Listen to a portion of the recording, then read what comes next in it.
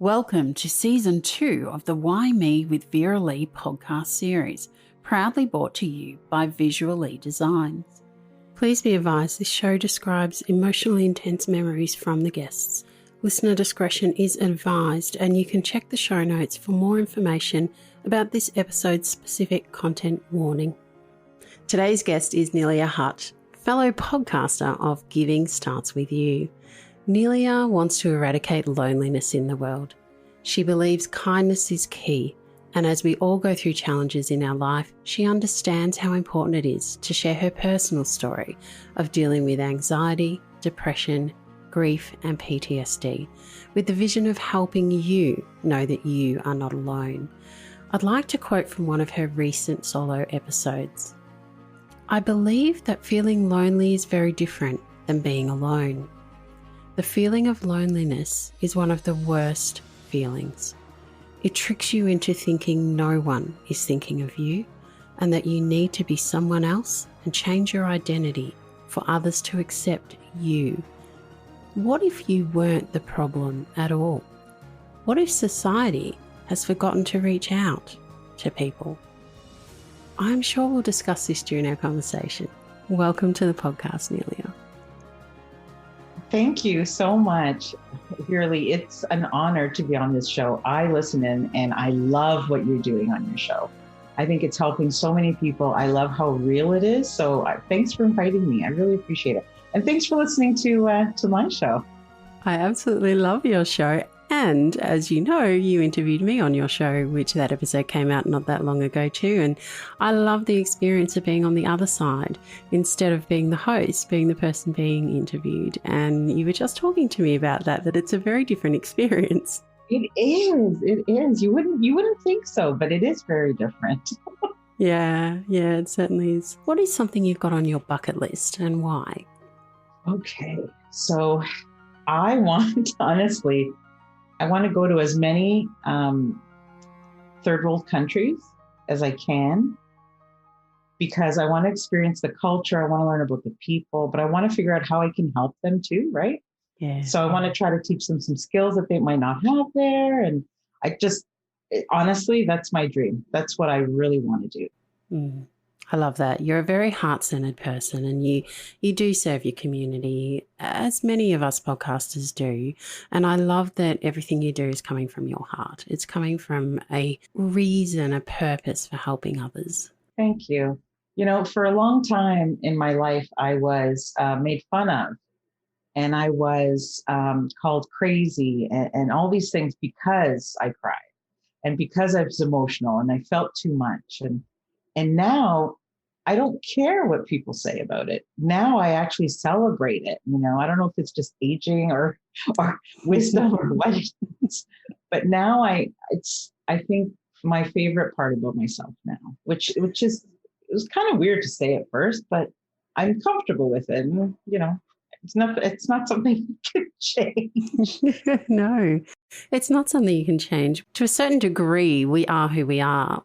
And yet we are able to get a deeper level of connection with ourselves, I think, as we do gather that wisdom, as we have walked our experiences in life, and as we do age. And I don't know, how old are you now? I'm 48. I'm going to be 49 this year. Yeah. So I'm 46 and I'll be 47 this year. And I certainly found around sort of 40, 45, there were some big shifts that happened at both of those time frames. And I do wonder if sometimes it's just that you have to live a certain amount of years on this planet and around other people to have enough experiences to really get to those points where you can look at yourself and accept who you are at this point in your journey and realize that when we embrace ourselves for what we have to offer, the world is such a more interesting and connecting place. Absolutely. See, I grew up in an immigrant family. I'm first generation Canadian. We're from Portugal. And I grew up in a loving family and everything. And I was always taught to give to other people. Like my parents didn't have very much, but they would give the shirt off their back and probably have many times. One thing I was never taught was how to take care of myself. It was not in the picture, not because it came from a bad place, but it wasn't something they knew anything about. Like my mom and dad have grade 2 education. That's just what they did. You went to school till you were 11. And if you could afford to continue, you would, and they couldn't. Mm. So it was all about working from 11 years old till now, right? So you didn't have time to dream. You didn't have time to learn about how to give yourself things.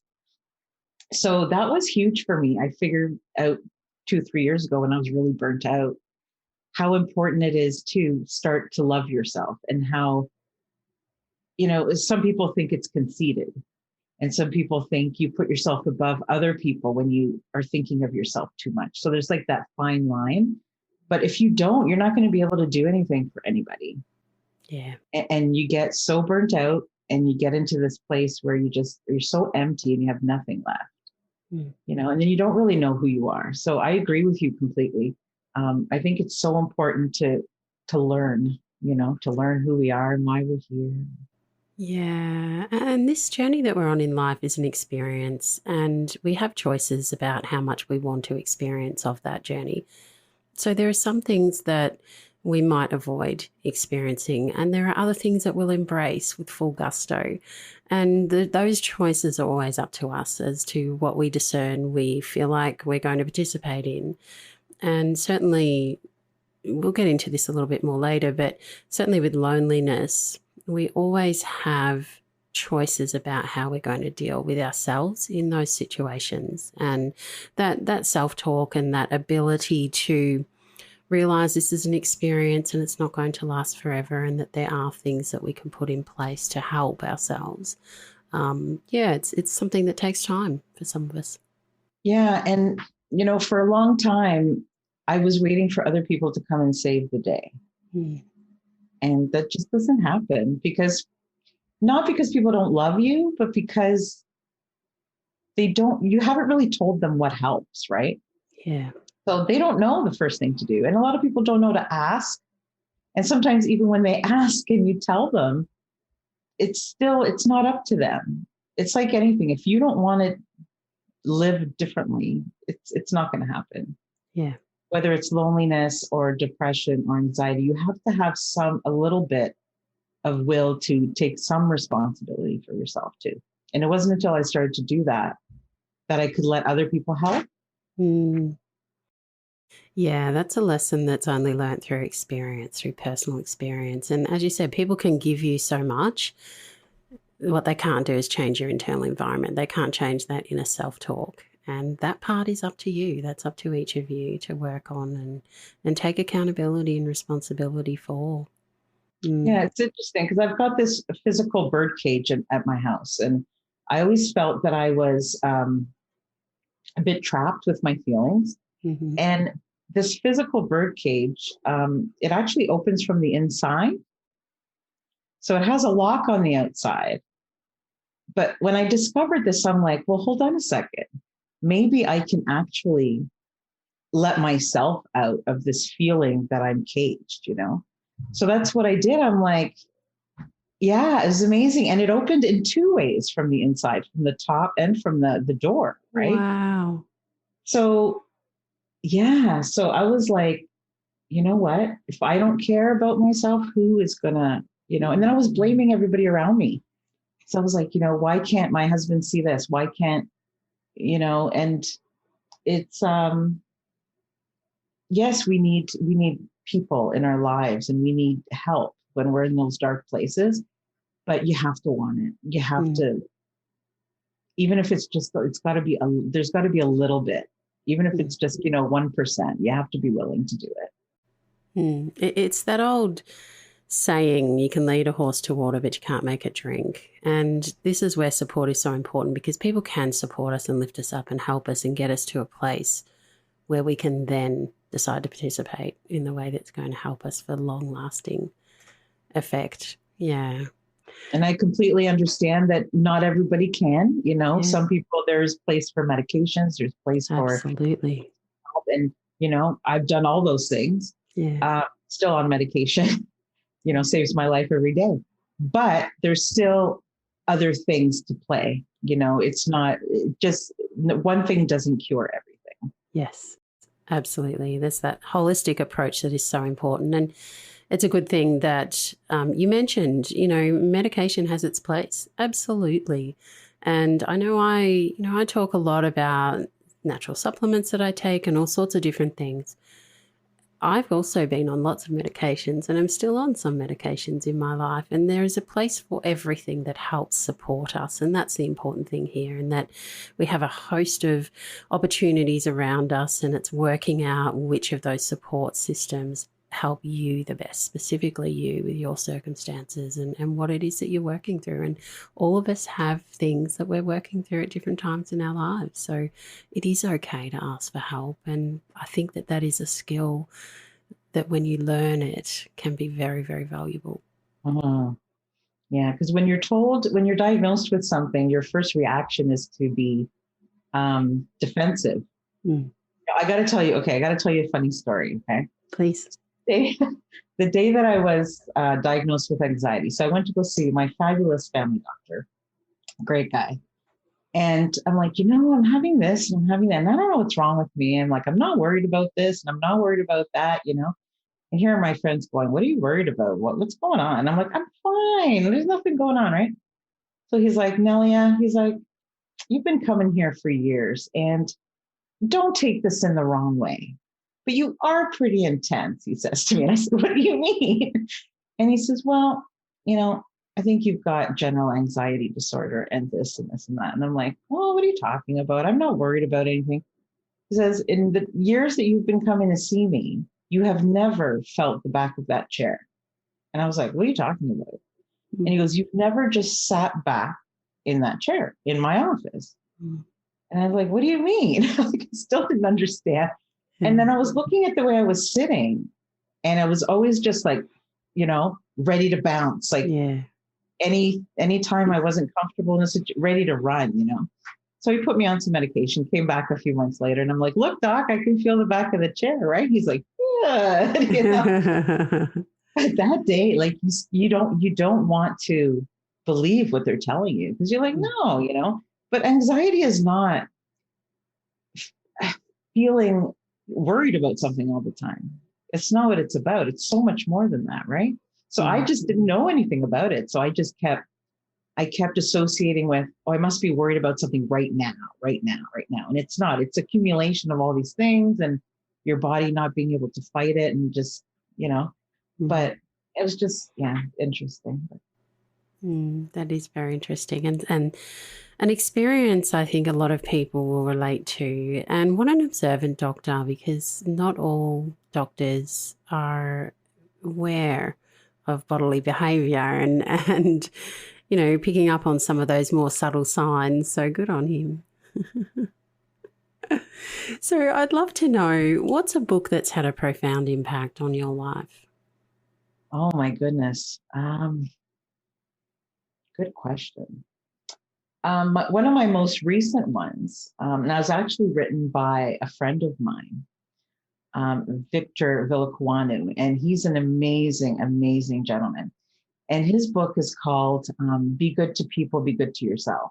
And it's sort of like, it's got these 26 really short, digestible chapters, right? But what I like about it is it's the simple things. It's almost like how do you describe it? It's almost like a manual for being a human being. Oh, I love that. So he talks about everything from smile more to, just every single thing is in that book. And he's, it's his first book, and it's incredible, actually. It's something that we read as a family. You can read that. It's like a table, kind of coffee table book that you can come back to. It's great for a gift. I think that's one of my favorites because I know the author as well. And so I can see all the stories coming to life and it's just really simple to understand, but yet, I don't know, could be taught in the schools, Yeah. Just, yeah. I think I'll be adding that to my list. It sounds great. Send you the link. It is. And it's a short read, but it's powerful. It's really good. Really well done. Amazing.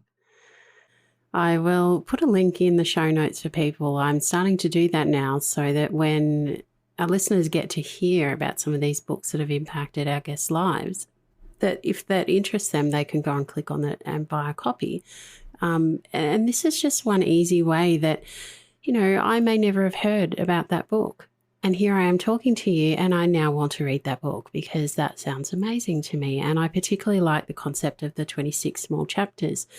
I know when I interviewed Lee Schreiner in season 1, he had just written a book, and he also had many small chapters in his book. And I love that format because you can basically use it as a manual. Like you said, you can go to that chapter on smiling. You can go to that chapter on what it is that you feel like is drawing you on that particular day. And I think schools would do well sometimes to pick up on some of these types of books rather than perhaps the literature that the kids are not connecting with these days. It's true. My son's in grade 9 and he's like, oh, Mom, am I ever going to use Shakespeare again? But I think everything has its place. It does. But I definitely think that they should teach mindfulness in schools. Definitely, especially with COVID happening right now. I think we could all, especially the kids. Like my son's been home for a year. He hasn't seen any friends. It takes a toll. He seems to think he's fine and he enjoys it, but I don't know about that. Yeah, as a mum, we see a slightly different perspective of what's going on, don't we? Yeah, isolation can be terrifying, and it can set us so many, being lonely and just feeling like, I always have a loving husband, loving family, and always had people around me that cared about me. But I've always felt lonely. I never felt like I really belonged somewhere. And and the more people there are, the more lonely I would feel. I would rather have a conversation like this, like a one-on-one, and not talk about the weather and not talk, and get into the heart of things than be in a room full of people and feel that anxiety and not want to, just make up stuff, right, to talk about. Right. But it's tough because I always say that life is hard enough going through all these things that everyone is hit with, no matter what it is. But to go through it and feel completely alone when you really, essentially, you're not alone. You just feel that. Sharing is caring, and I care. I care about you. I care about your journey into learning who you really are at your core. And I care about my guests and sharing and honouring each of their stories, their unique presence in this world, and embracing who each of us are. You can find my show on each of those podcast platforms by searching WhyMe as one word.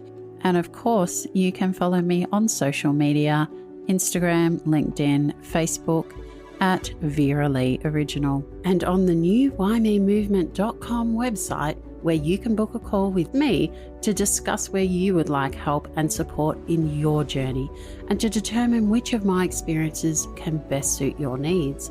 I now offer the Embrace one-to-one mentoring to help you gain clarity of purpose, learn the skills to live a more fulfilling life, and to feel more inspired, connected, and empowered to create positive change aligned with your personal aspirations. There's a whole lot more on the website. I would love for you to go and check it out, WhyMeMovement.com.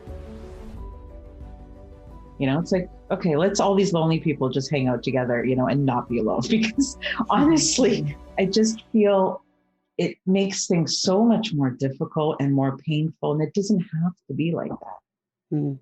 It doesn't. It doesn't have to be like that. And we'll get into that shortly about some tips that you can offer to people who are in that situation and how they can help to not be in that situation so often. I would also like to ask you who has been influential to you in your life. My mother. I know that's probably a typical answer, but my mom is one of the strongest and most giving people that I have ever met. She didn't come from very much. She's always worked 3 jobs. She's just really a hardworking person, but always had, she would always give things away. You know what I mean? It was just like, just very open and very non-judgmental. And I don't know. Um, Aside from my mom, I love like Oprah. Oprah's like my big person, Yeah. you know.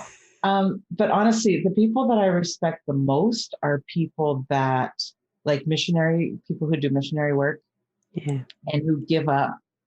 I have a sister-in-law who works for the Salvation Army here in Canada, and for 40 years, that's what she did. So she would every 4 years she would move from country to country and just serve people in different places and the stories she can tell you. And I respect that so much. And her husband who did the same, so they did it together. So it's Oh, tough to wow. find somebody who can agree, and want to do it with you. Yeah.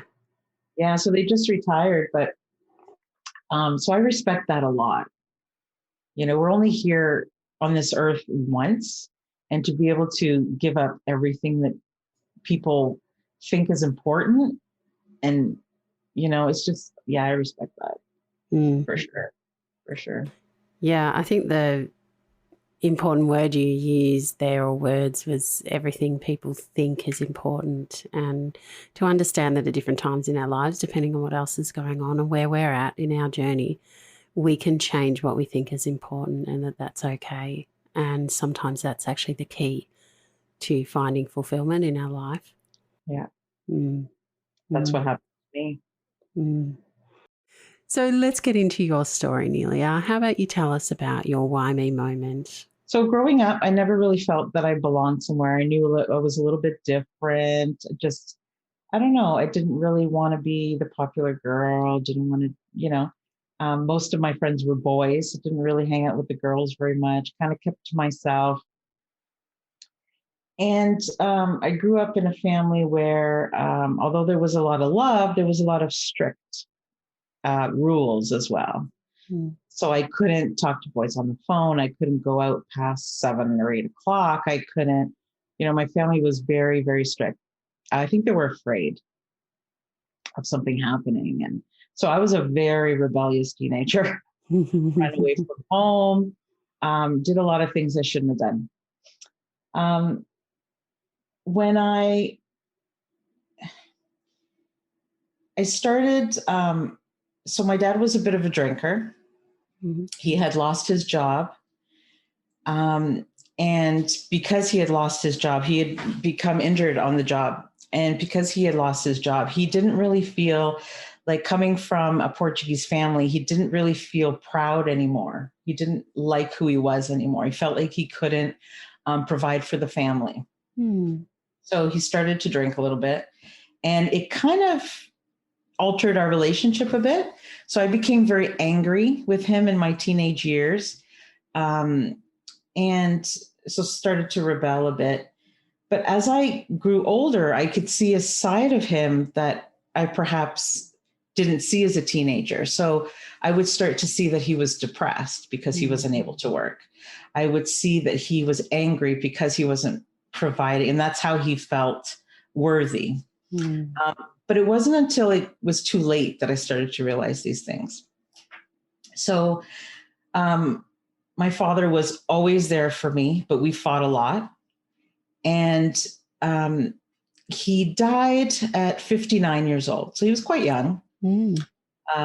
I was 32, and I was pregnant when he passed away. I had just had a miscarriage a couple of years prior to that.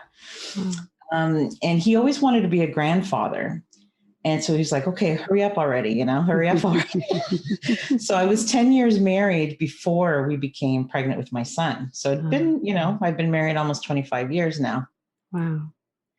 So he was so happy to find out that we were expecting, and then I had lost that one. Mm. So I found out my father had cancer, and then became pregnant 3 months later. Mm. So one of the most difficult things for me was to be able to tell him, because he was so very sad that he had not had a chance. And to this day, I feel robbed, honestly. Mm. My brother and I told him on the same day without knowing about one another. So him and his wife were expecting. So I remember my father being in palliative care, which in Canada, I'm not sure if you guys have that where you We are sort of do. like respite. Yeah. And going to him and telling him just as my brother was leaving with the same news. And I was like, what? So they were born within a week of each other. Now there's four, right? Four kids. Wow. So that was hard for me. Yeah, so I was, 4 months pregnant. I was my dad's caregiver. He had a rare form of liver cancer. Mm-hmm. And it wasn't until he was sick for about 6 months. And it wasn't until he was actually dying that I got to know him Wow. better than I had known him in a long time. We were always close, but I don't know. I think I began to see things a little more forgiving and understand things more as I was getting older. Was very hard for me. So he passed away December 21st, and we so in Portuguese Heritage we celebrate Christmas on Christmas Eve as opposed to Christmas Day. Like we have our big dinner, and we wait till midnight, we go to mass, then we open up our gifts. So the only day we could actually bury my father was Christmas Eve, because then everything was closed around Christmas. So every Christmas is very difficult for me. It took me about 12 years where I didn't share any of my feelings. I didn't share any of my grief or anything after he died, mainly because I was trying to protect my mom and my brother. My brother's 4 years younger than me, still an adult. I mean, I was 32, right? So it wasn't the fact that my father was gone. It was remembering and not being able to get rid of the visions of him deteriorating. Right. So when I think of him, what I remember is the man who was 80 pounds. I remember, all the awful things that go along with having cancer. So that part, even as we're talking, that part is what was very hard for me to get over. And having just lost a son, and then, 6 months after my dad died, I'm giving birth here. And I was afraid that I wouldn't be able to take care of my son if I would let myself grieve. So I was trying to be, first time mom, do all the right things. And so I just kept burying and burying and burying my feelings. I became lonely. I felt like nobody understood. Every time I would see people with their parents or their grandparents, I would become angry because here now I have a son. My brother's got a son. My mom didn't deserve to be a widow at 54. Yeah. So I was just, I was very angry. My son, though, did something remarkable. So when he was 6 years old, he came to me and he said, Mom, he said, do homeless people get loot bags? And in Canada, what loot bags are when a child goes to a birthday party as a thank you gift for coming to the party, they also get a little gift. Okay. So, and I said, no, honey, I said, I don't think they do. I don't think they get invited to very many birthday parties. So he says, well, tomorrow morning we're going to go and we're going to get them some gifts. And I was like, okay. So I'm like, just go to bed. It's like, you're 6 years old.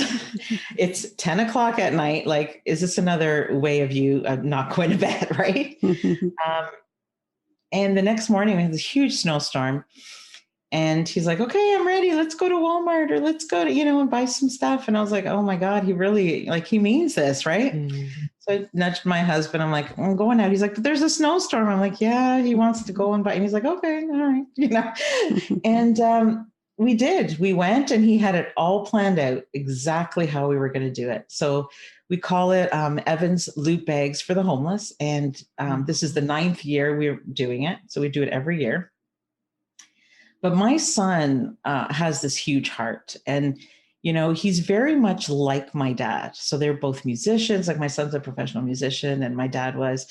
And my father passed away at 7. My son was born at 7. Like there's just a lot of things. They're very, very alike.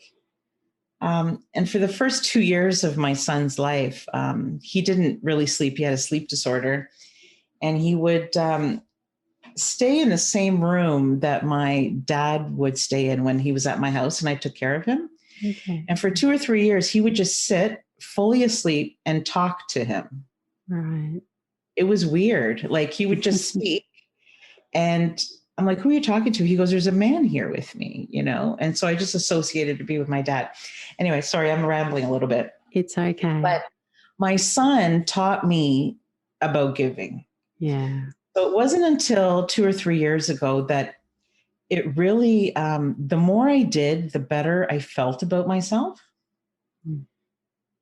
And the loneliness started going away. Mm. And the feeling of hatred, and guilt. Why couldn't I have done more for my dad? And why? Because they didn't really speak English, I spent a lot of my life trying to teach them how to read and try to teach them to do, banking and all these simple things because they didn't really know. But when he was sick, that was when I couldn't help them. Yeah. So I felt very, I felt like it was my fault, although I know that I did everything that I could. But in that time, just the way that my mind was, I felt kind of helpless, right? Mm. So it's just, things are really different now.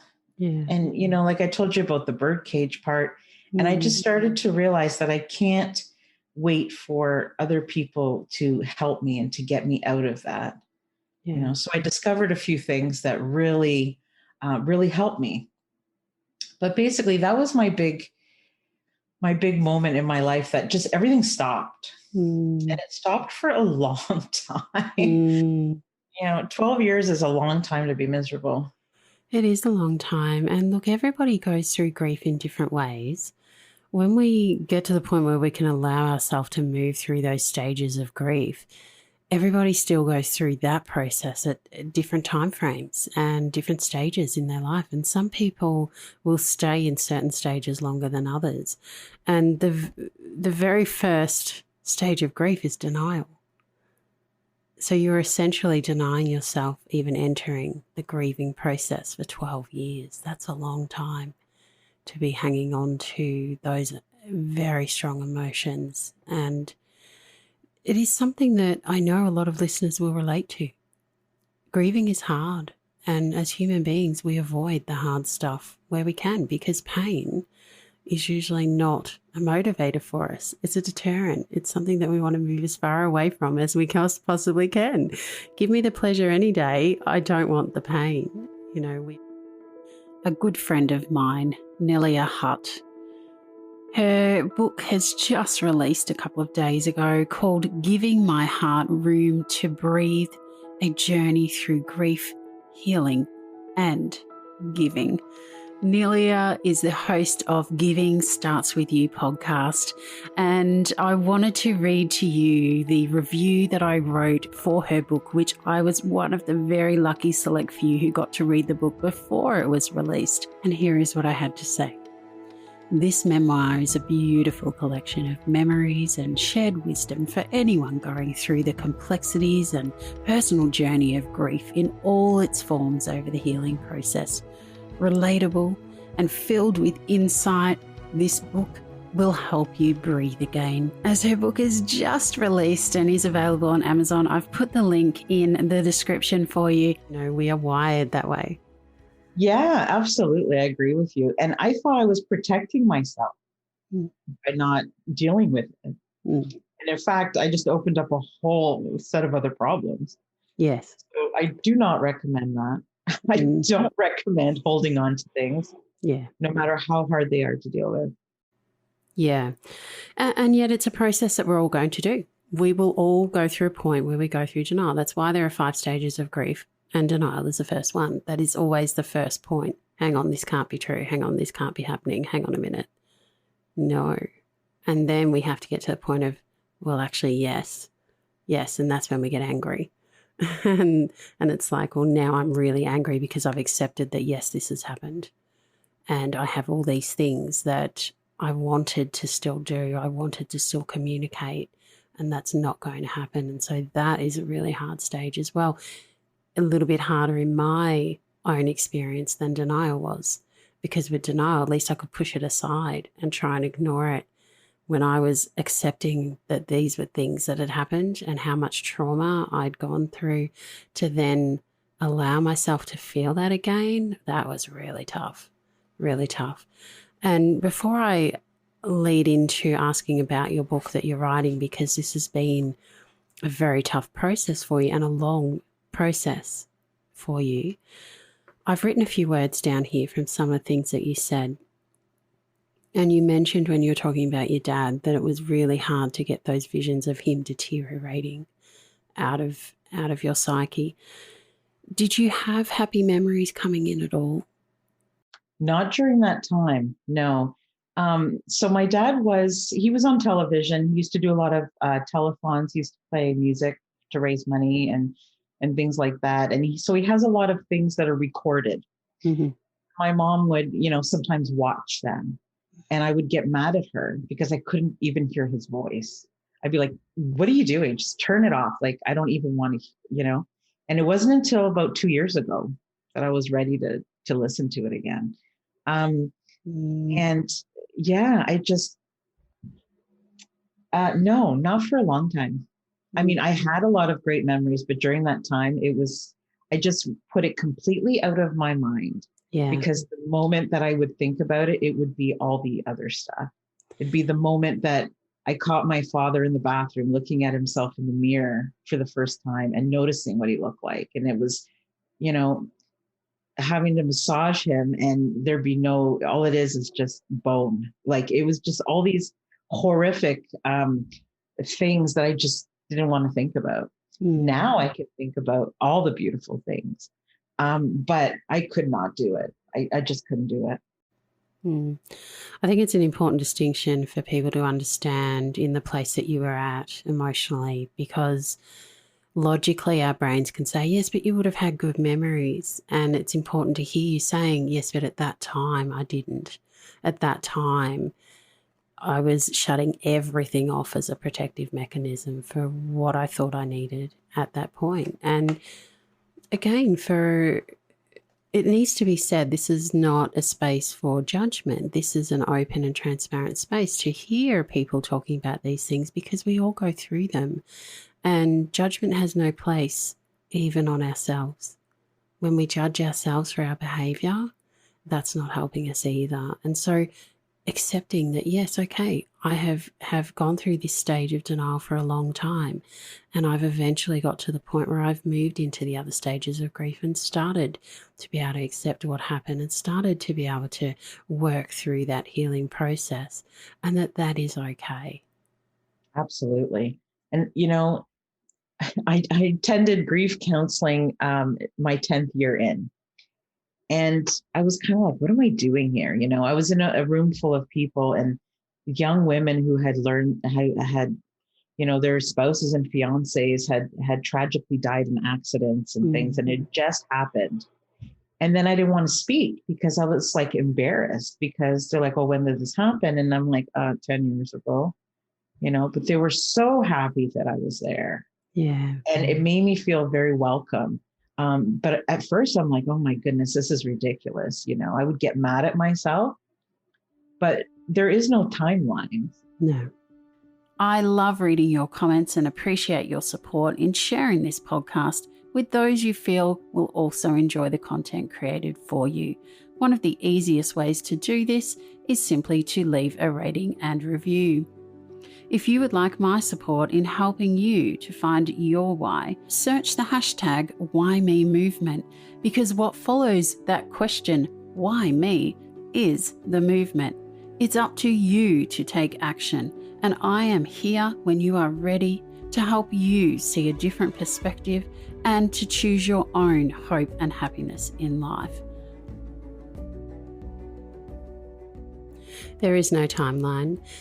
So when you felt that stigma, was that, do you think, from society or something that you're putting on yourself? Well, a lot of my other family members and friends have lost, we all lose family members. Not, it's quite common. Mm. I did not love my father more than the next person loved their parent. Mm. So it just, people didn't understand. So I would get like, oh my goodness, this again. Or it's been a while, like just move on or whatever. And it would make me angry. Mm-hmm. It made me Yep. really angry. Um, the thing I have to say, the thing that shocked me, well, I was there when my father passed away. He was at home. And the thing that shocked me was when it was over, I had never seen somebody um, take their last breath in front of me before. Mm. When it happened, I wasn't really sure what was going on. And I remember turning to my mom and I'm like, that's it? And she's like, yeah, that's it. And I'm like, because my mom had seen this quite a few times. And I was like, what do you mean? There's got to be more. Like, you live your life with these huge problems and day to day struggles, and you complain about this and you complain about that. But, at the end of life, it doesn't matter. Mm. It doesn't matter. And when that happened, I put on this like business cap and I'm like, okay, now I have to do this. I have to call the corner. I have to, get my mom. I got to tell my brother, I've got to do this and I've got to do that. And from that day until the 12th, 12th year, that's what it was like. Yeah. But something else happened to me in that moment. I promised myself that my life would mean more, that I would live my life differently from that moment on than I had up until that point. So although it took me a long time to start doing that, I really wanted to from that day forward. I just couldn't. So now that I'm in a different place, I feel like that's what I'm doing.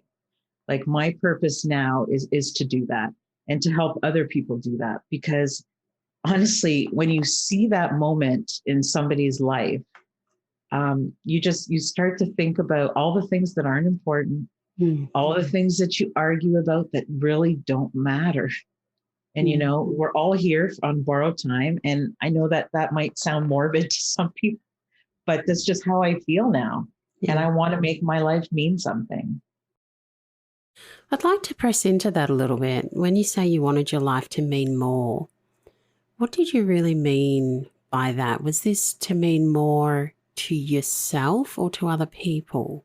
For me. So I wanted to stop living my life for other people. I wanted Mm. to start figuring out what really makes me happy, and how I want it. Like I want to make decisions because I think they're right. Mm. I think we all have a part of ourselves where we do want to be liked and we do want people, we care about what people think about us, but there's a point where it overrides everything. So Yeah. it's just, you base all of your decisions and your identity and all those things on other people. And I just didn't want to do that anymore. So now I Mm. don't. Mm. Hence, giving starts with you. If you can't be looking after yourself, how can you be offering to other people? Yeah. And I started that podcast because I want people to know that it's okay. Mm. Like, I think it's brave to be able to talk about Yeah. things. And I think it takes a lot of courage. And it's not selfish, like people would assume. People who think that, I think, aren't ready to take care of themselves yet. Mm. And that's maybe something I would have said years ago. Mm. I don't think it's necessarily comes from a place of ignorance. I just don't think they know any different. They'll Yeah. get there. Yeah. And I think it's so important because I felt like I took care of my mom. I felt like I took care of my brother, and then my son all this time, and never really sat down and said, okay, this really happened. I Mm. need to deal with it. It wasn't until my son was more self-sufficient, a bit older, I knew he was healthy. I didn't have to Mm. worry about him, you know, um, that I was like, oh my God, I need to deal with this. I was Mm. diagnosed with PTSD. I had a lot of nightmares. I was diagnosed with depression and all these things. And my life was honestly falling apart. And I didn't want to live like that anymore. Yeah. Yeah, I do know. Having gone through my own journey of many of those things, I do understand what that feels like from my perspective. And thank you for sharing yours. And I agree with you. It is so important for us each to understand the power of our story and to share our stories with others. And that is one of the best ways we can help people who are feeling lonely, because it allows them to connect to our story and our perspective and, what we're going through. And so many of us go through the same sorts of things. Nobody's ever going to live the same life that you've lived. Even twins will have a different experience of the same situation.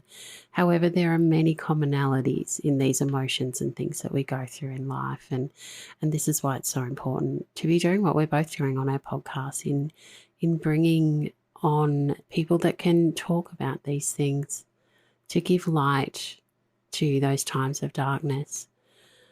I wanted to just touch back to your son, Evan, for a moment. You mentioned that he was in bed for a good couple of years of his early life, where he was asleep and talking to your dad.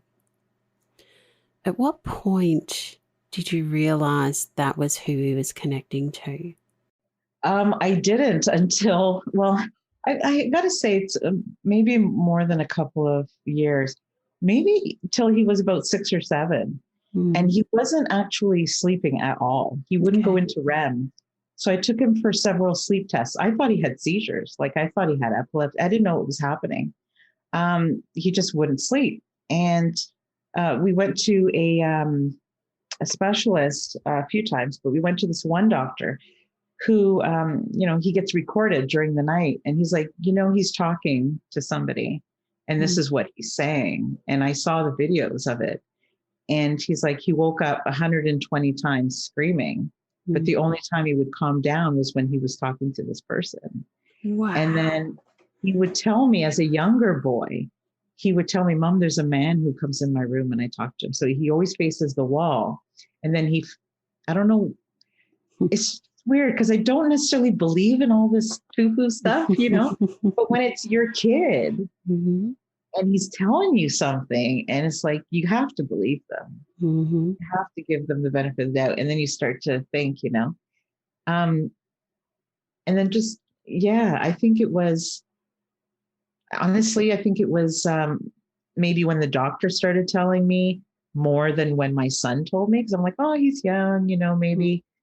But it was quite odd. It was a very strange, he definitely had some trouble, but it's giving me chills, and I'll explain why, because on two different levels I resonate so much with what you're saying. My son also had a sleep disorder, so he used to never go in past that sort of falling asleep stage. He never went into deep sleep.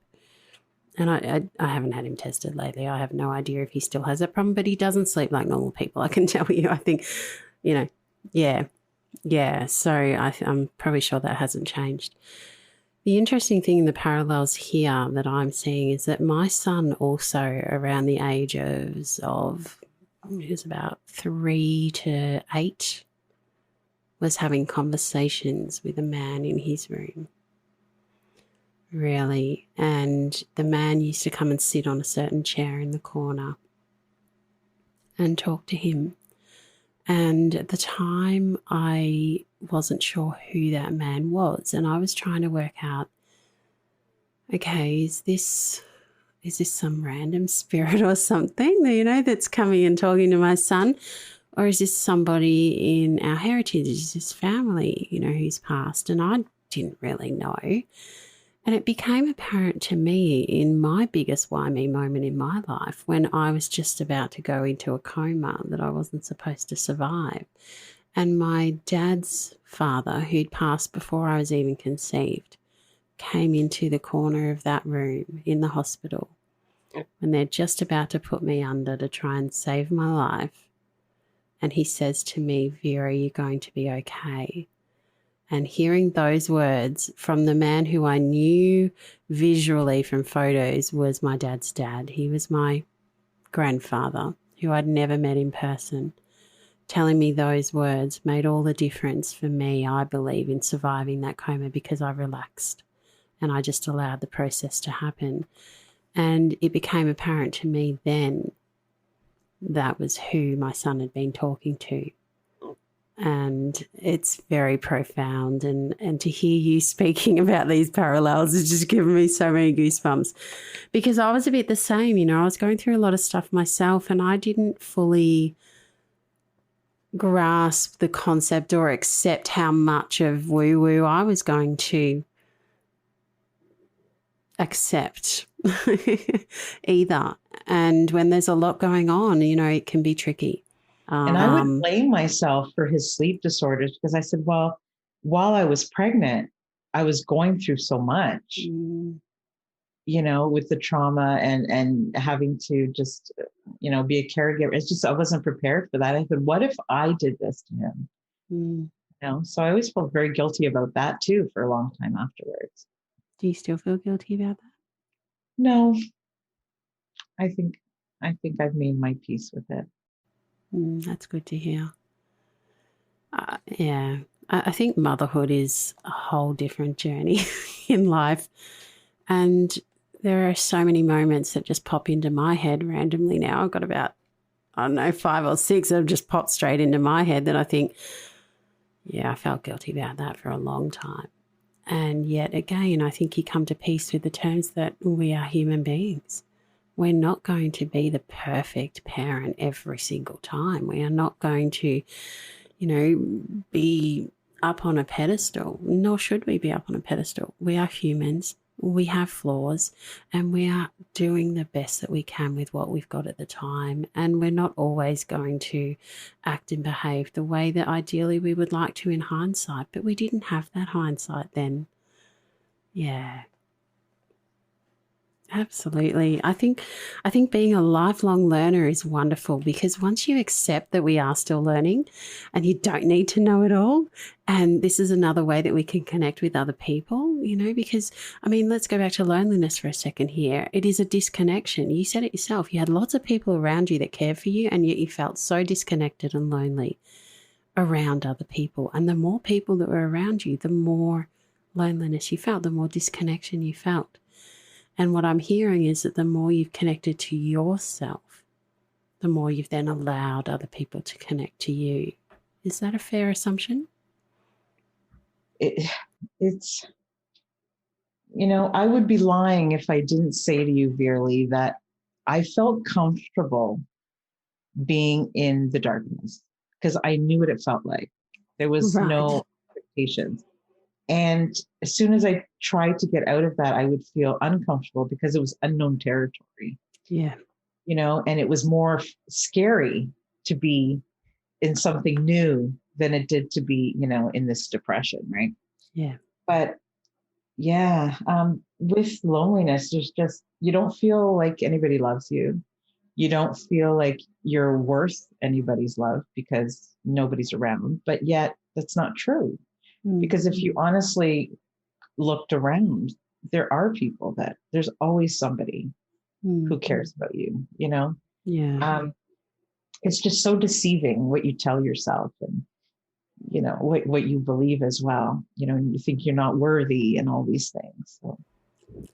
So how do you start becoming aware that those are lies you're telling yourself? How do you start becoming aware of the need to step out of that comfort zone? No matter how dark that comfort zone is, it is a known to you, and it's the unknown that is uncomfortable. It's the unknown that is scary. It is stepping out of that loneliness that is the hardest step to take. How do you become aware that you're in that state?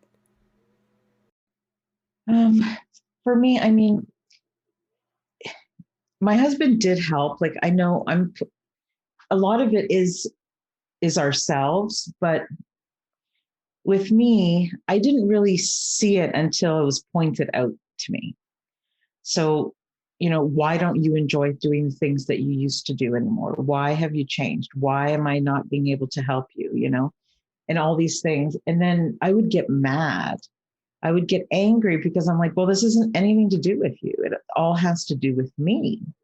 And then I became so miserable, honestly. And just, I started to feel sorry for myself. And then I started to get mad at that. So as soon as I started pitying myself and why me and, all these things, and I became angry and started to rebel and just wanted to run away from my life. And even having my son and my husband, I'm like, I got to make myself go and buy a ticket to anywhere and just get away from my life. And I think just having my son really saved my life. I think having him come into my life at that time, we had tried to get pregnant for 10 years. Yeah. And when I saw my husband the least, because I was taking care of my dad, boom, it happened. And I feel like it happened to save me and to help me through what I was about to go through. Yeah. So honestly, I think it was just, I don't know, the fact that he was here and I was, whether I felt too depressed and didn't want to get out of bed, I had to because my son was there. He was waiting for breakfast, whether it was, I had moved to a new city and didn't have any friends and had this newborn baby. And my husband worked a lot. And so I was alone. I had postpartum depression. I had the depression from my dad's grief and everything. And sometimes I didn't want to get up and feed him, honestly. And just to be honest with you. But you just, I don't know, I just had to do it. I just had to, just the motions, just keeping, even if I didn't feel like doing anything, just trying to set some kind of schedule where I would just get up one thing at a time. Yeah. Just one thing at a time. And I think mostly for me, it helped when he started that project, because the feeling that I got when we went out and did that, I started to feel love again. I started to feel like, hey, I've been missing these emotions. For 6 years. So it started to get better slowly. I don't know if that answers your question, but yeah, it does. It was not only a distraction for me, but it took me away from my pain and into the world of these other people that I could help. Here I was feeling useless, but I could still go out and help somebody. And it didn't take a lot of money. And it didn't take a lot of time. It just took this boy and his idea, So, yeah, my son definitely saved my life a few times. It's almost a divine timing, divine intervention. The fact that he came along when he did. And also, you used the word that you felt useless. I think that as a new mother, when you're going through a lot of stuff, I also was going through a lot of stuff when I had just become a mother for the first and only time. There's so much going on in your world around you, and you have this baby and child, growing child that constantly needs you. And until they start asserting some level of independence, they need you as their mother. I didn't have anything to give then. Yeah. Didn't. Honestly, my father had just died and you just find it. It's just part of being a mom. Yeah, it's a part that I think we step into unnaturally sometimes, like you said. And thank you for being honest, because we don't always voice these things enough in society for fear of retribution, for fear that people will disconnect from what we're saying. However, in that uncomfortableness is immense connection, because I would almost guarantee that every new mother who has been in a situation where their baby's crying and needs them, and they just don't feel like they've got it in them to get up at that moment, whether it's from exhaustion, whether it's from overwhelm, whether it's from all the other stuff going on like you were dealing with on top of the new motherhood situation.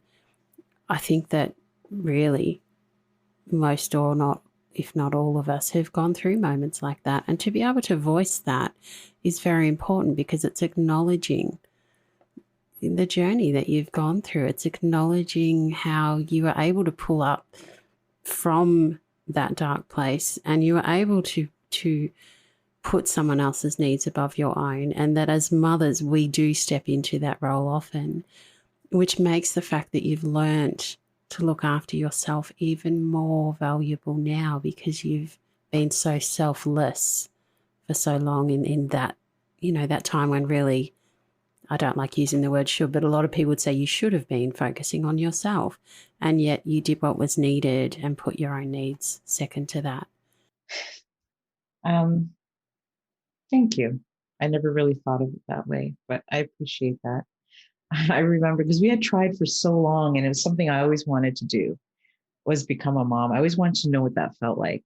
And then when he was born, you think you automatically connect with this other human being, but it takes time, right? Yes. I remember my husband looking at, it was like the third day, and he was looking at me going, because he wouldn't stop crying. And my husband was like, "Oh no, he doesn't like us." Like, I remember him saying that. And I'm like, no, he's just, but yeah, it was definitely a roller coaster back then. Yeah, it definitely is. Best thing that's ever happened to me by far. Yeah. Yeah, I always say to people, I learnt so much from being a mother. And for me, that was single motherhood, from when he was about 6 months old. And I'd never chose to be a single mum. I actually did make the choice to become a single mum, but that was not the life I chose. That was never in my plan to be a single parent. And yet there I was, for the benefit of both my son and myself. I was a single parent, and to a degree, the benefit of my ex-husband, because that forced him to go and do whatever he's done. Hopefully he's sorted himself in life out. But I always say to people that going through this journey with my child, I've learned so much more about myself. I've learned different ways to communicate that aren't always verbal. And for me personally, I've learned that in a number of ways, because I didn't have a verbal voice for quite some time at different times in my life. I also have learnt a different level of understanding other people through observing behaviour, through looking beyond the behaviour and working out the reasons why perhaps the behaviour is there, in becoming a little more sensitive to the nuances of sleep patterns and lack of sleep and how that affects people, to ask those further questions when your child becomes a young teenager or an older teenager, and you say, "Hey, what did you do today? You've been a whole 9-hour period away from me." And the answer is nothing. So, you learn different ways of trying to extract information out of them. and all of this helps us to learn to connect on different levels to people. I'm going to come back again to the disconnection that you felt to the world around you, to the people around you, and the journey you've gone through to be connecting. And it took your son creating the situation to help homeless people. The idea that you've now had going for 9 years, is it? Did you say you're in your 9th year? He was 6, so I was 6 years in. Right. Because he was born just after. Right. So, here you are, you're actually disconnecting yourself further from the world, essentially by retreating and running away from the outside world. And here your child has been the buffer or the bridge between you and the outside world, and has allowed you again to feel that connection with, at this time, random strangers, by the fact that you were giving something that they needed. And that was, like you said, it wasn't expensive thing to do. This project was something that is very achievable and made a huge impact for those people, but also for both of you. How amazing. Great. It was such a bonding experience too. Like I remember, on the way home, and I said, "So what did you think? How did it go?" And he's 6, right? Yeah. So he's like, "Good, Mom." He's like, I can still remember him. He says, "They're not as scary as I thought they were. But they were just a little bit dirty. They needed a shower, but they weren't scary. They're just like us." And he had met some little kids that were his age that were also homeless. And, so every year we do this. And I'll tell you, we became quite close to one gentleman, and he didn't know anything about my story or anything. And he would live in a car behind a dumpster, and Mm. he became a very, very good friend. He ended up teaching my son how to fish, and we would go to like free bingo nights just to get out of the cold. We'd go have some conversations, and ex-military, and phenomenal guy, And the first day I'd met him, I said, "What is it that you really need?" This was a couple of years later, and he said, "I really need a pair of boots." And I said, "Okay," because I was offering him food, and he didn't need that. And the less you have, the less you ask for. Yeah. So I'm like, "Do you want a toothbrush?" "No, I save it for the next person. They don't take anything they don't need." Yeah. So I brought him a pair of boots, and I said, "Why a pair of boots?" And he says, "Well, the way that I get my meals during the day is I brush off the snow at these used car lots. And so a warm pair of boots really helps me to do that." Mm. And it was Christmas Eve this particular year. And I had just come from Mass. And like I told you, my dad was buried Christmas Eve. So that day is always bittersweet for me. And he looked at me and he started to cry, this man. And he was 2 years older than me. And he said, "I don't know much about you." He says, "But I feel like your dad would be really proud of you right now." Oh, wow. And it was Christmas Eve. I had just come from Mass. And I started bawling with this Mm. guy. We ended up going to dinner together, and we ended up becoming really good friends up until this day. This is years later. And he's now not homeless anymore. He's living in a home.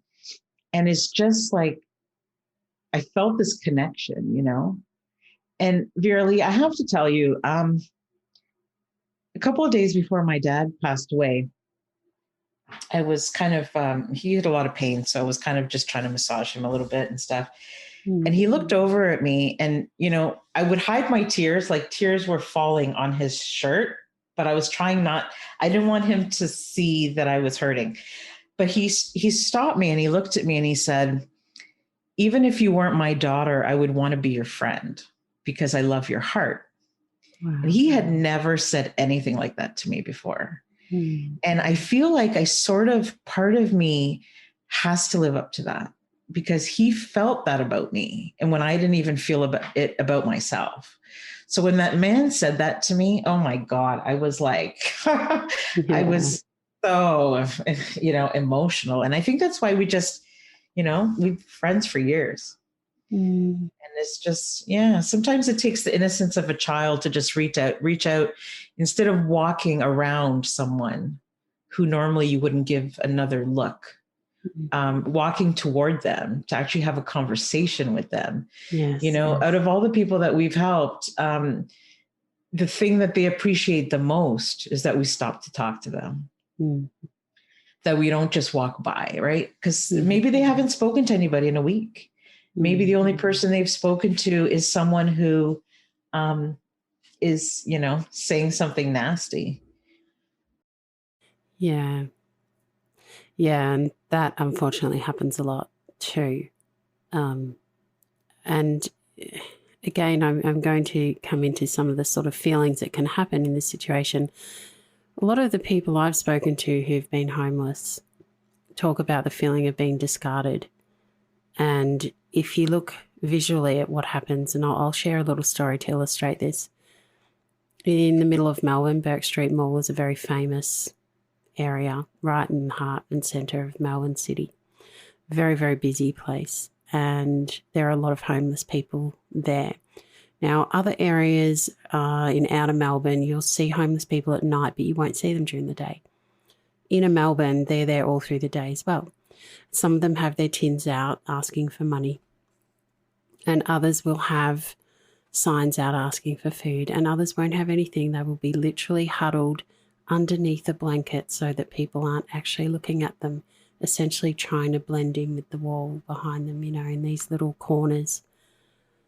It is very sad. And my son was about 8 or 9 years old, and we were in the city for a couple of medical appointments, and we had a little bit of time in between. So we went for a walk down Burke Street Mall, and I, being a photographer, I actually had my camera with me.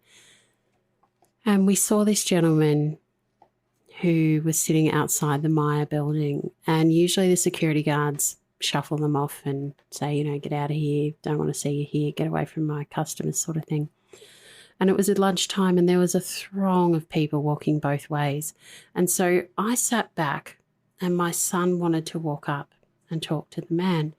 And he said to me, "Is it okay to talk to that man?" And I said, "Yeah, it is. You can go up and ask him, hello, what's your name? You can do that. That's okay." And I sat back and I allowed him to do that on his own. And he was very sort of hesitant. And for me, it was a fascinating experience because I'm a very visual person. So here I am watching my child sort of take a few steps and then hesitate, obviously assessing the situation, take a few more steps and hesitate, thinking, what am I going to say? How am I going to deal with this? What if he reacts to me or something? And so I'm watching this happen. And then there's this constant throng of people. And it was just a sea of legs and briefcases, And he made his way weaving through this throng of people over to this homeless man. And he asked him his name. And he said, "Is there something I can help you with?" In whatever language he would have used at that age. And then he came running back to me. Now, I was taking a photograph of this scene because the intensity of this throng of legs, and then this gentleman huddled over in the corner underneath this blanket and his head just poking out because he realised my son was walking up towards him. And so I have this photo of him in the blanket, his face, and I captured it just between somebody's legs. So it was just a glimpse of a moment where you could just see his face. And then my son runs back and he says, Mum, stop taking photos. Stop it. And I said, "What's going on?" Because, I take photos of everything. So I was like, "What's going on?" I said, "Did you talk to him?" He says, yes, I did. His name is Raymond and he says don't take photos of him. And I said, "Okay." And he goes, "Give me the camera." And he grabbed it and he deleted the photo. And in that tiny moment, for a split second, I was like, what are you doing?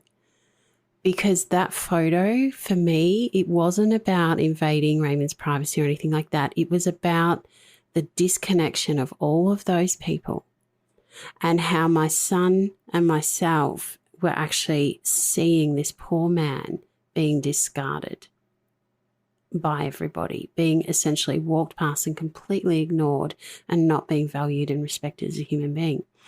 And I had other photos of where my son was talking to him as well. And so that for me was showing that connection. Look, it is possible. Look at this, all these throng of adults ignoring this man. And here's this young child saying, hang on a minute, he's a human being. And so Sorry, I love that your son felt so obligated to delete it. That means something to me, hearing your story.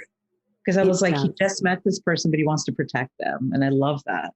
It does. And, I let him delete it. And like I said, it was a split second that I was like, oh no, because I was thinking how much else that photo could be, used to help other people to go, hey, please don't forget we're all human beings. But I let him delete it. At the same time, I could have grabbed the camera back and said, no, I'm keeping the photo. But I respected and I appreciated that that's what he saw. So he said, look, come and talk to Raymond with me. So I said, okay. And we went up there and we talked together.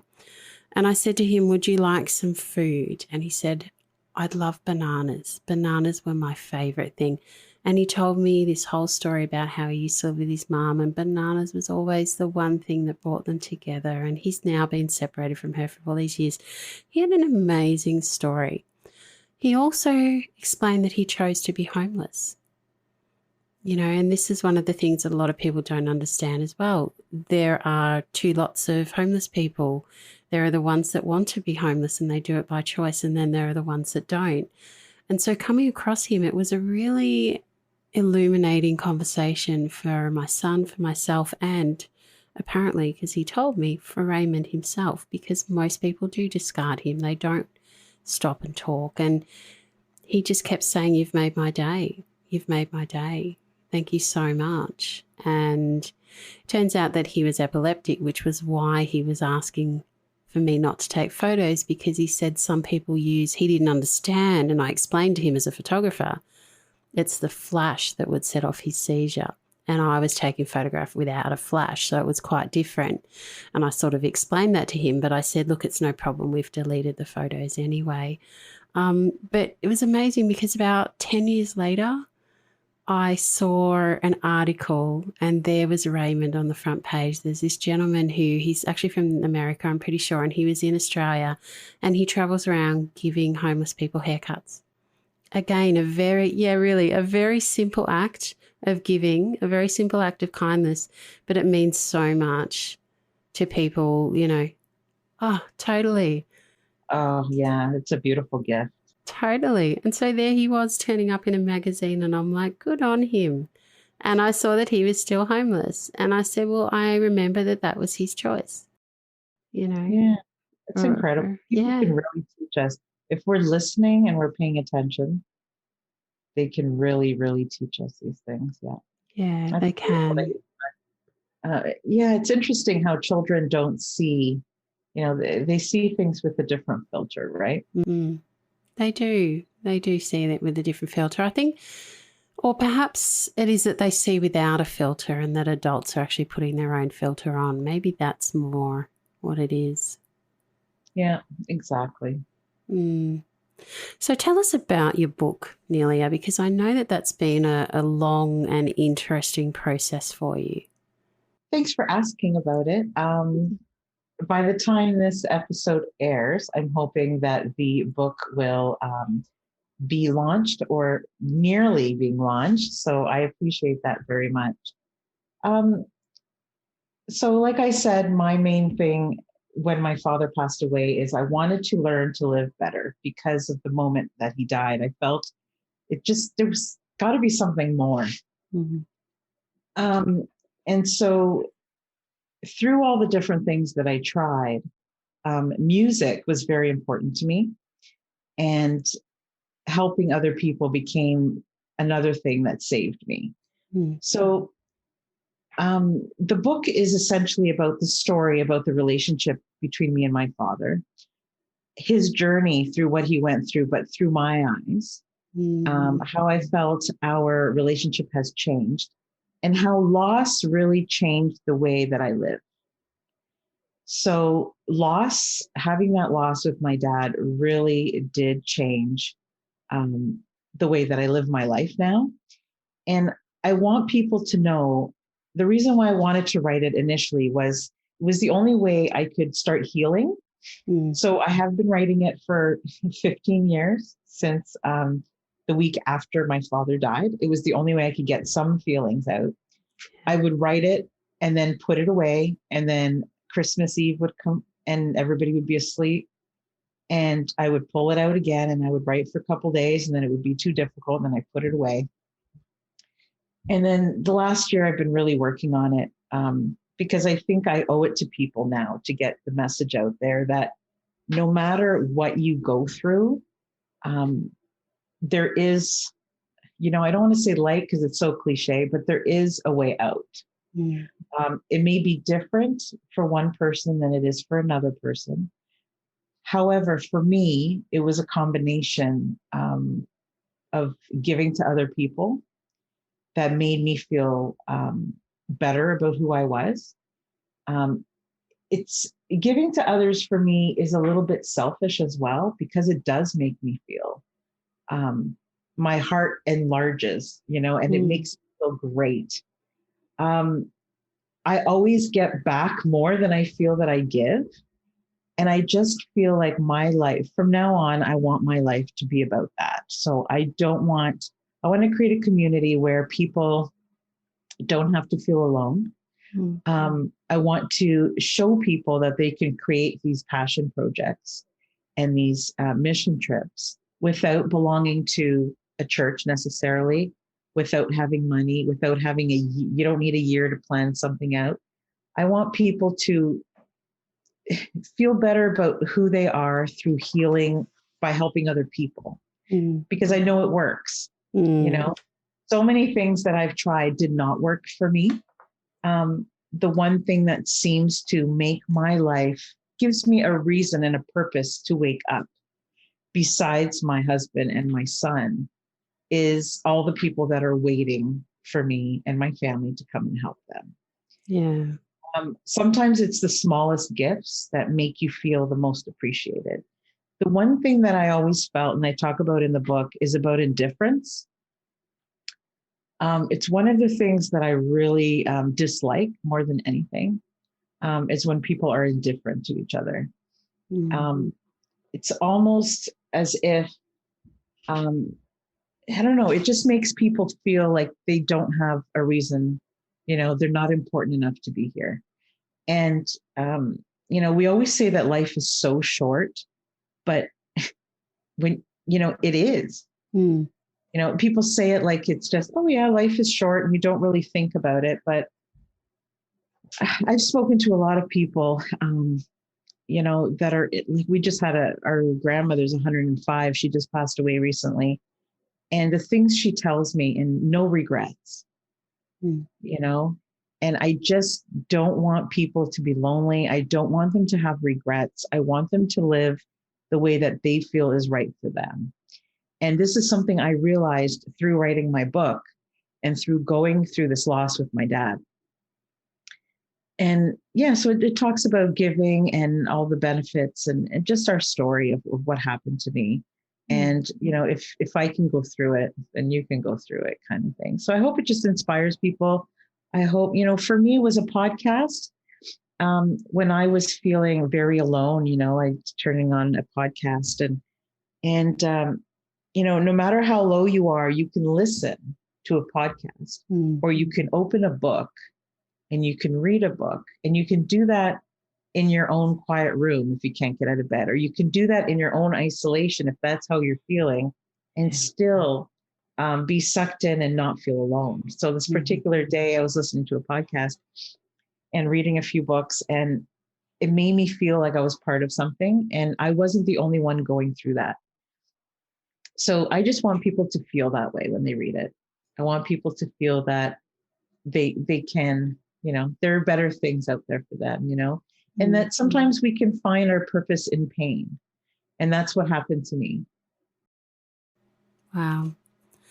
I think it's very giving of you to write the book in order to help connect other people through your story and to themselves.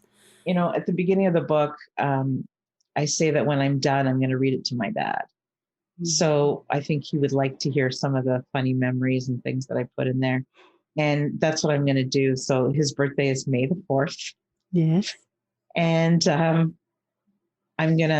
what I'm going to do, is I'm going to go and I'm going to sit and I'm going to read it to him. And I hope that, he enjoys it. And I did, that was my intention right from the beginning.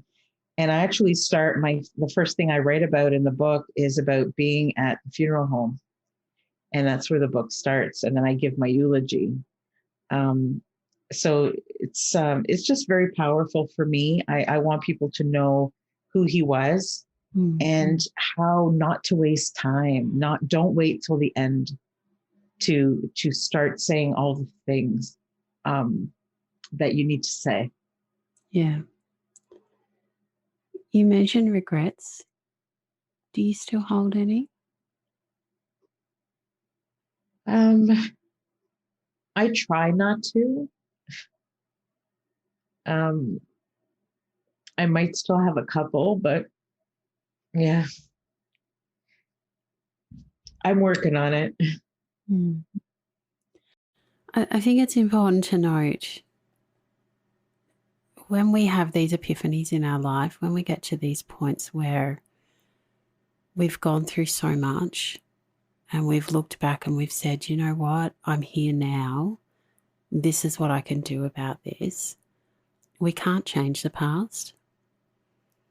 And so to acknowledge that there may still be some regrets that we have to live with, and that we need to learn how to make peace with that, because we can't change the past. I know there are certain times in my life that I would have preferred not to have behaved in a certain way, or have said a certain thing, or done a certain thing that's had consequences I wasn't ready for. And I think getting to the point of acceptance was huge for me. And I'm going to go back to, that statement I made about we were doing the best we could at that time with what we knew in that moment. And, it's almost like nobody wants to go through these things that are thrown at us in life. And But without those things, we're not who we are today. Correct. Like this Definitely. year, this past year in March 2020, I've been wanting to go to a third world country for a very long time. And I just felt something was calling me, and the book was getting written, and I was just feeling good. And I wanted to, I was thinking about the words that my dad had said to me, and we decided to put together a project. And I don't know if you're aware of my ukulele project or not. Yes. So, and my family, like I said, we're very, music is very healing for all three of us, my husband and my son and I. And so we put together this project, and we're hoping again to do it every year, I hope. With COVID, I don't know how it's going to plan out this year. But basically, we just, asked for donations. We brought instruments over to Guatemala, and we started a music program there with some preschools. And this year, if we go, we'd like to do it up to grade 4. I think the preschoolers really enjoyed it, but I think we could teach more a little bit older. So I'd like to change it a little bit. And I've actually had 10 guests from my show want to come and join me. So it's now going to be a group of us that go the next time. And it wasn't just, at first I thought, oh, it's not a big deal. I'm just mixing something that I love, something that I'm passionate about, and bringing it to these children who, maybe, this can help their mental health, laughing and healing. And even if we don't understand, all the words, and even though we did write a song in Spanish, we learned enough to write our own song to them. But but to them, it was so much more than I thought it was going to be. And so I want to do that a lot more. So I'm actually designing a course on how people can create mission trips and passion projects, because I think not only will it help, like if we all could turn one family vacation into one trip like this, if every family could do that, you heal yourself so much, and you bring so much joy to other people. And it doesn't have to be big. It doesn't have to be expensive. It doesn't have to take forever, and it makes such an impact, and your kids learn from it. Nothing bad can come from it. Yeah. And I think everybody should really do it. I think you'd be surprised at how good it makes you feel, and how, I don't know, I just feel like, it will help with anxiety, and it lowers depression, all these things. Sometimes when you take the distraction from yourself, and sometimes when you feel like you're worthless and you don't love yourself and you have all these negative feelings, and then even if you don't believe it, but then you see it with your own eyes that you are important, you can make a difference to somebody else. And for me, that was the best feeling I've ever experienced. There is so much that we can get personally out of helping other people in our community. It reminds me of a short snippet from one of Simon Sinek's videos. He talks about the giving exchange, and that people who give a lot are actually not looking to receive much back. And that sometimes when you've received something from someone, you might feel obliged to give back, and that's not actually the transaction that's going on here. It's someone who's being generous because they want to. And he was talking about, what if you're that person that feels bad about getting so much from the exchange? And that's where he started talking about gratitude.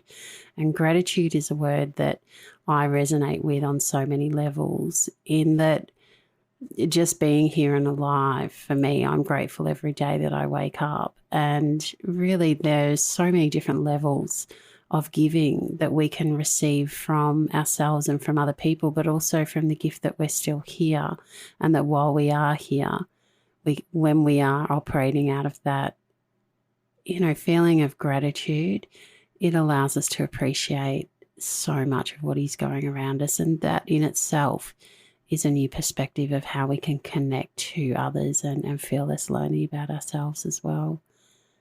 Yeah, I mean, your story is so powerful too. I remember when we've spoken a few times, and it we all go through these things where you're reminded, you've had some pretty scary moments, and to be reminded that and be grateful that you have another day.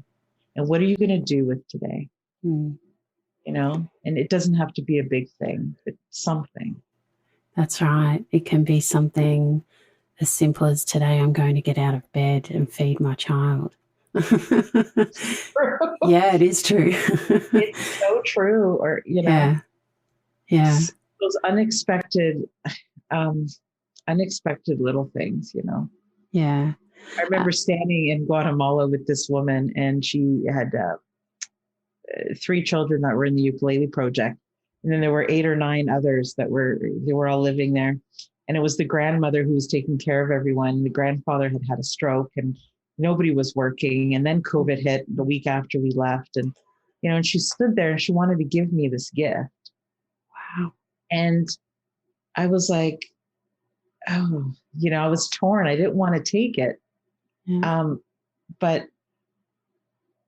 I knew it would be rude and disrespectful if I didn't. And she said, and this was funny, I had a translator, and I was telling the translator, tell her, please, thank you. And that even though we're on other sides of the world, I connect with her very much, with her heart and being human, something along those lines. And she had just said the same thing to her interpreter. Wow. At the same time. So we have this picture of us, and we ended up laughing, because we were just like, and we're both moms, and, we gave each other this big hug, and she was just like, I'm waiting for you next time you come. Right. And so it's just like these beautiful bonds with people that you don't have to necessarily understand what they're saying. It's the feeling. It's, you look in their eyes and you realize they're so happy with so little. And you come home, I was so angry because we had got one of the last planes out just before COVID. And I come back and, people had been in, shut down or locked down for a week, just a week. And everybody was complaining. Oh my goodness, I can't go and buy this. I can't go and do this. And I became so angry when I came back, and I was like, how dare you guys, these people are starving.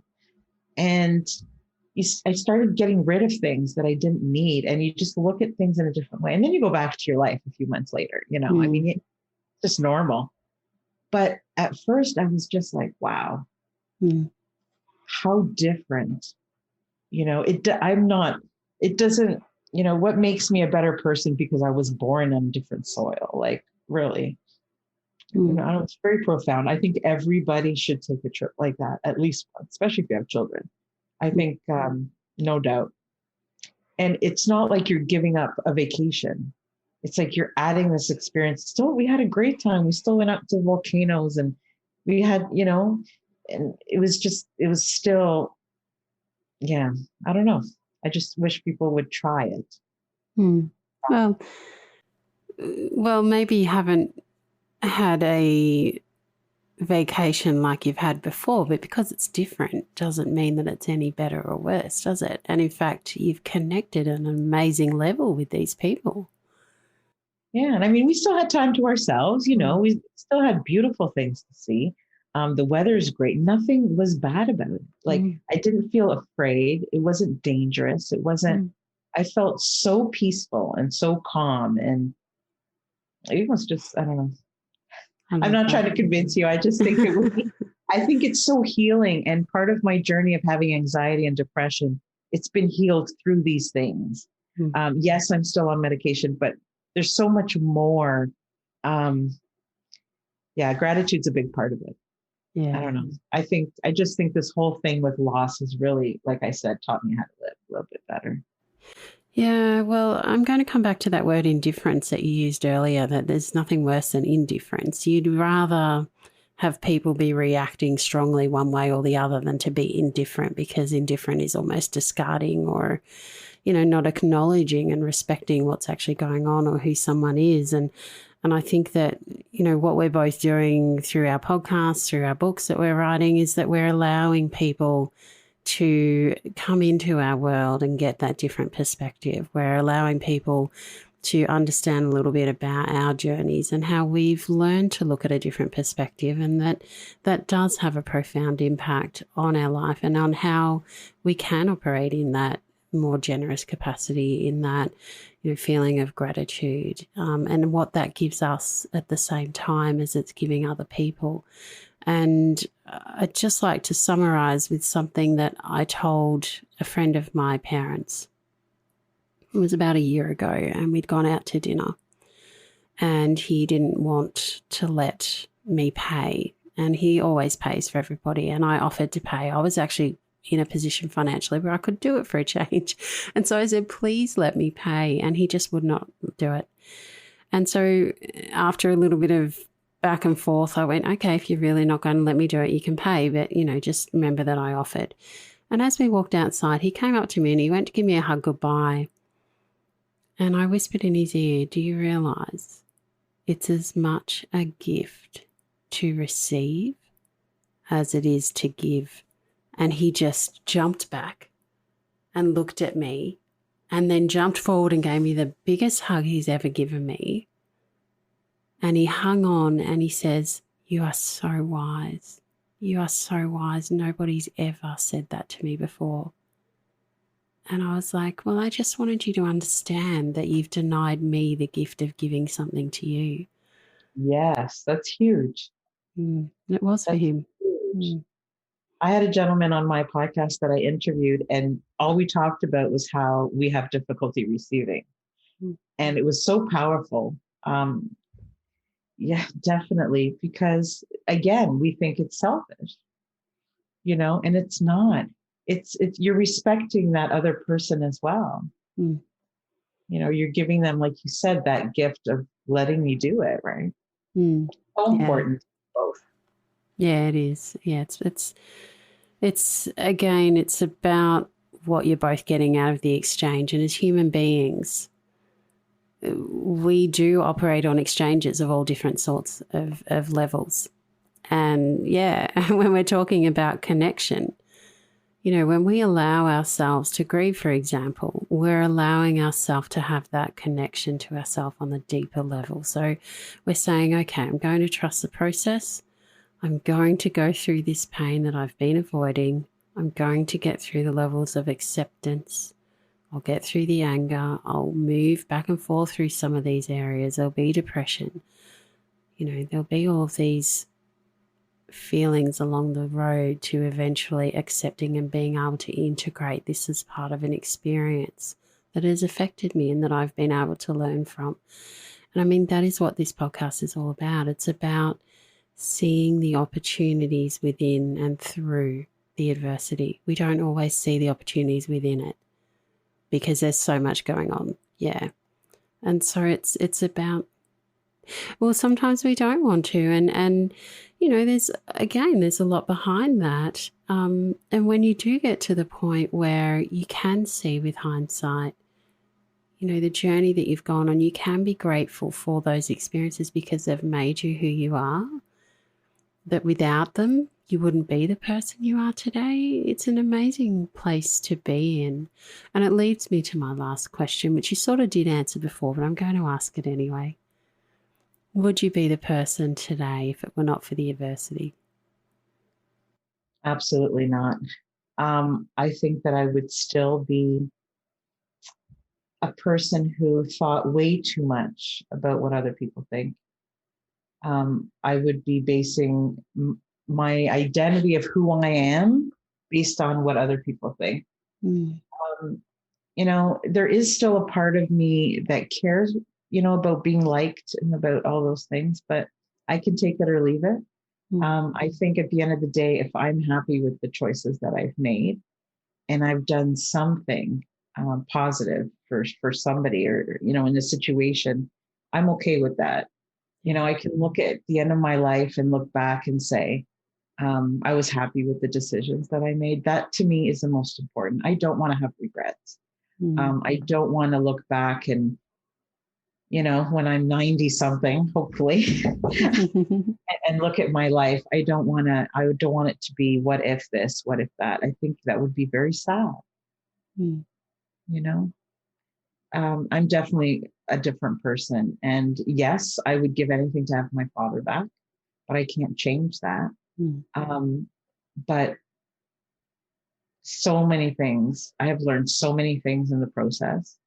And I think I am a better person for it, Mm. for having to go through some of the things that I've gone through, and even the loss of my pregnancy, and just a lot of different things. And I think it's definitely made me more grateful.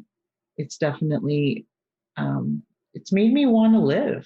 Mm. And I actually enjoy, I think of living now as like a verb, like I actually enjoy, that's my passion now, is to be alive and to do these things, and, feel as many experiences as I can, like when I was in Guatemala.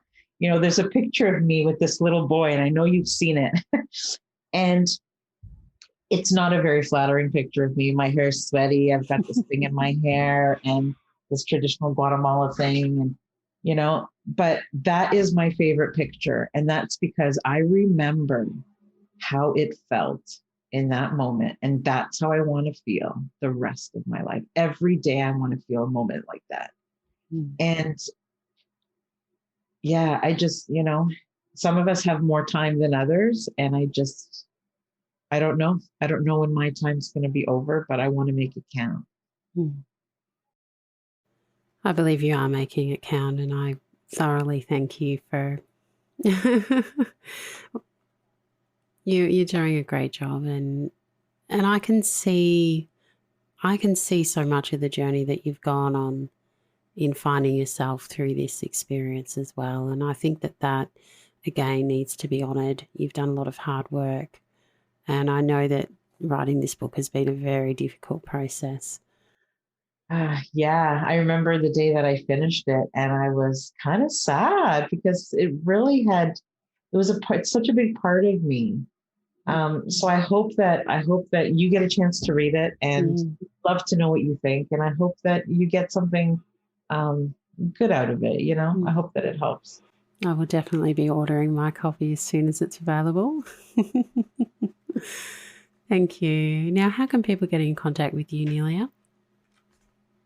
I love responding to emails, and I do it all myself. So I would love to, if anybody has any questions or just wants to say hi, you can email me at info@travellivegive.com. I have a personal development blog. It's called travellivegive.com. The three things that I want to base the rest of my life on: giving and living the best life that I can through traveling to these countries. That's where I came up with the name. And listen in to the Giving Starts With You podcast. And you can connect with me through there, whether you want to be a guest. I love meeting new people. Yeah, I just, the ukulele project is another thing as well. That's online under my website. And honestly, I just, don't feel afraid of reaching out. Sometimes people, want to say something, but they don't want to ask the question, or they don't want to. I'm an open book, so I'll tell you whatever you want to know. All the mistakes I've made. But I just want to say to everybody, the one thing, if you could take away one thing from our interview today, for me, is not to suppress your feelings, because I wasted a long time. I wasted a lot of time with my family, with my son, hiding. I was the best actress in my life for a long time. And so don't do that. No matter how hard it is, deal with the things that you don't wait, because it's just going to be, you're going to end up there somewhere, whether it's a month later or 20 years later. There's going to come a day where you just can't escape it anymore. And for me, not only did I still have the same problem, but I also had the problem of all these wasted years. And then now I have anxiety and all these other things to deal with. So it becomes this compounded thing. So, and if you're listening and you know of somebody who's having a hard time, reach out to them. Be the person that knows that someone is hurting, just watch, look for the signs, look for people who are withdrawing. Maybe they're not in a position to ask you for help. So maybe just pay attention to what's going on around you. Yeah, I think that's really good advice. Thank you so much, Nelia. I'm so happy to have been here. This was fun. Thank you so much for asking me. It's so great. I'm so happy. And if your listeners haven't listened to your episode on my show, it is powerful. You've got to hear Vera-Lee tell her story, and the way she tells it. I've heard it several times because I keep going back to it, and I love the way you can put us in that room, and really I could feel that I'm there with you. And I've had people come to me and tell me how much they appreciate your episode. So thank you so much for sharing your story as well. And I love your show. So keep it up. And I know you've got the new one that has launched as well. So congratulations. Yeah, thank you. Yeah, the new one has launched, and that's all going great guns. And yeah, it's been a roller coaster for me. During the launch of season 2 for this, and at the same time launch of a brand new podcast, and I'm still working full time. So yeah, it's been a bit of a ride, but hey, we do these things. I'm enjoying giving. And it's, I think we do it because we remember who we're doing it for, and we find the energy, right?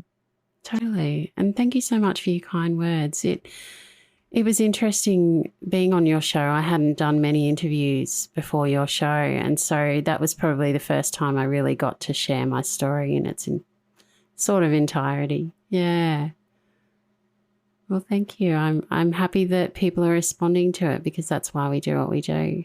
Yeah, for people to resonate and connect to us on some level, to help them connect to themselves even greater way.